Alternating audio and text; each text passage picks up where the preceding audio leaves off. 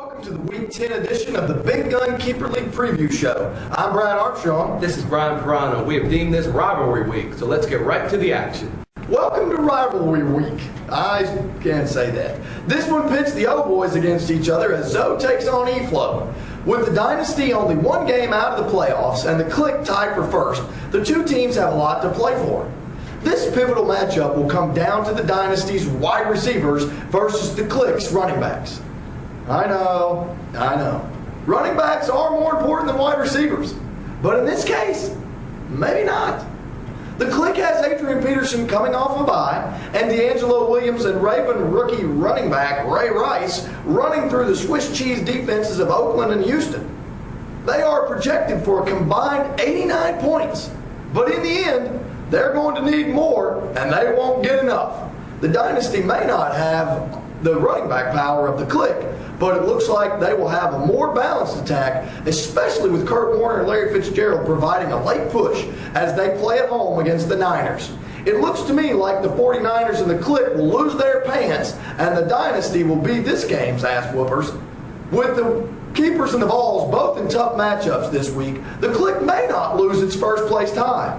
But the top 6 spots will be jam-packed with the Dynasty moving up to 5-5. Canaan, Orville and Wilbur Wright, Jose and Ozzie Canseco. This week it's personal as the Snead brothers square off when Capital Punishment at 5-4 battles the 2-7 Bourbon Boys. The boys are in a must-win situation. Another loss will cement their place in the consolation bracket. Although wide receiver Eddie Royal did give the boys a good start with 25 points last night, as is often true in many big gun keeper matchups, running back will determine the success or failure of the Bourbon Boys. Both Maurice Jones-Drew and Ronnie Brown face rush defenses ranked in the bottom 11 in the league. However, the Bourbon Boys might want to go against conventional wisdom and find a replacement for the ailing Steven Jackson. He's going against the Jets in the 4th-ranked rush defense, and according to recent reports, may not play at all. Capital Punishment can take a huge step this week in securing a playoff berth by disposing of his younger brother. Look for Phillip Rivers, Antonio Gates, and possibly even Vincent Jackson to score big against Kansas City's 21st-ranked pass defense as the Chargers come off a bye week in a crucial AFC West matchup. I do have serious concern about the Punishment's running backs. Aside from Michael Turner, who does have a favorable matchup this week, they're starting a questionable Willis McGahee and Ricky Williams. I would expect the Punishment to be paying close attention to our waiver wire pickup of the week later in the show. I just don't see the elder Snead being able to overcome his poor running back play this week. The Bourbon Boys will be chanting, "Yes, we can," as they run the record to 3-7. Our next matchup is the T-Town Keeper versus the Alaflo Boys. The projected score of this matchup is 127 to 156. The quarterbacks are both projected in the low 30s.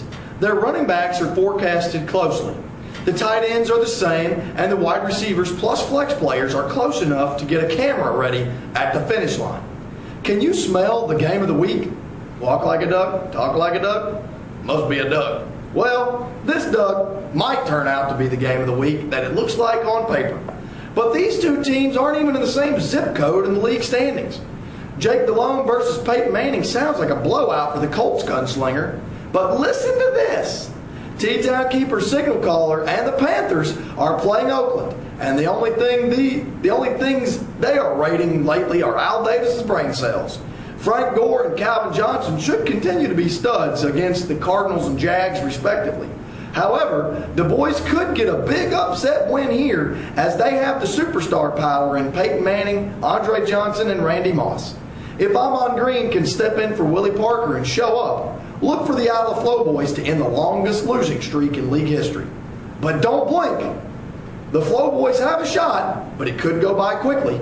In the end, I will keep my eyes open and take the upset, and the Alaflo Boys will better themselves to 2-8. It's a key matchup this week for Juan's back as he at 5-4 faces the Po Boys at 1-8. Will he become one of the contenders or simply one of the pack? Expect Juan's running back duo Slayton and White to struggle for yards against the stout rush defenses of Baltimore and Chicago, both in the top 6 against the run. However, his receiving core may be able to pick up the slack. If Matt Jones can keep his nose clean, he should have an above-average game against the lowly Lions. Also, the Chargers' Chris Chambers could have solid numbers while facing the Chiefs. Nonetheless, both receivers could be grounded in favor of the run if the respective teams jump out to early leads. The Po Boys come into this week with very little to play for. They were mathematically eliminated after last week's loss and seem to be just putting players in each week to complete the roster.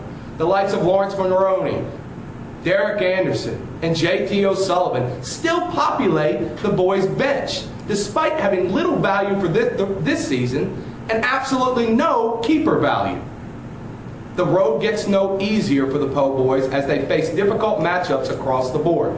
Donovan McNabb has the Giants in the second-rated pass defense. Brandon Jacobs faces the Eagles' 8th-rated pass defense, and Marvin Harrison tackles the top overall defense in the Pittsburgh Steelers. I see this being a very low-scoring affair with the first team to reach 150 winning. But I think Juan can just simply outwork the apathetic Po Boys and climb to 6-4.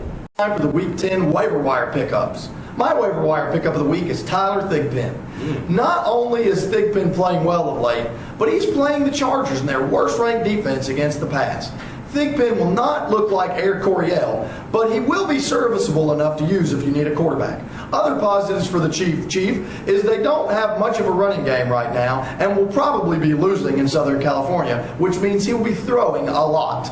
Plus, with this being a keeper league, you guessed it, you can keep him for cheap. This all adds up to Tyler Thigpen being your man. It's an interesting pick, Brad, and my pick this week is no slam dunk like Tim Hightower was last week. So you got to go a little bit more deeply to find that diamond in the rough. I like Jarius Norwood, though. Michael Turner has already carried the ball 176 times this year. That's second only to Clinton Portis for most attempts. I see the Falcons starting to give Norwood at least 10 carries a game. While this isn't enough to warrant an every week start, in a points per attempt league, you have to consider Norwood and likely 15 to 20 points per week when you need a flex position replacement. I like Jarius Norwood as my pickup of the week.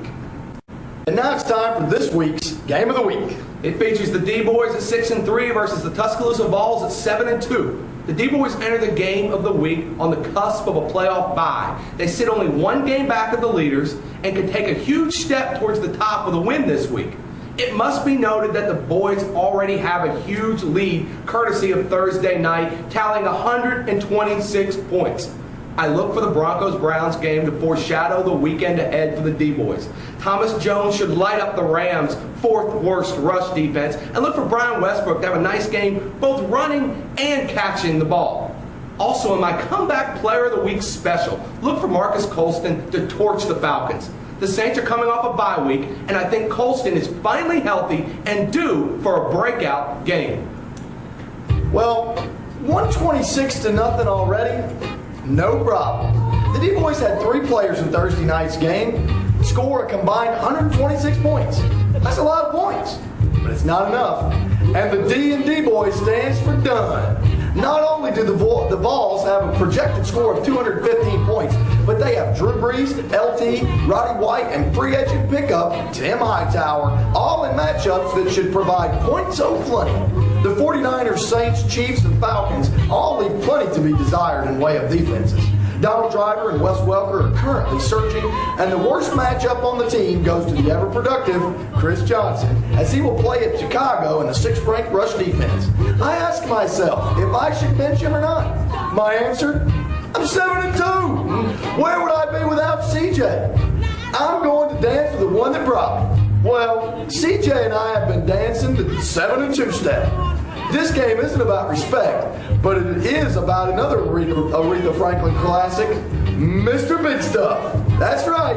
And thanks to my Mr. Big Stuff, Chris Johnson, I will rock steady to 8-2. Listen, Brad, that's a good pick. I understand you have to pick yourself, and I understand that you've not lost in nearly 2 months. I get all that. But I just don't see the boys relinquishing their huge lead. The Tuscaloosa Vols will close the gap, but come up short in the end. I like the D-Boys winning this one and moving to 7-3. That does it for the Week 10 Big Gun Preview Show. Enjoy your fantasy Sunday and Monday, and be sure to check Wednesday for the Fantasy Recap Newsletter. Special thanks to Leander Retz.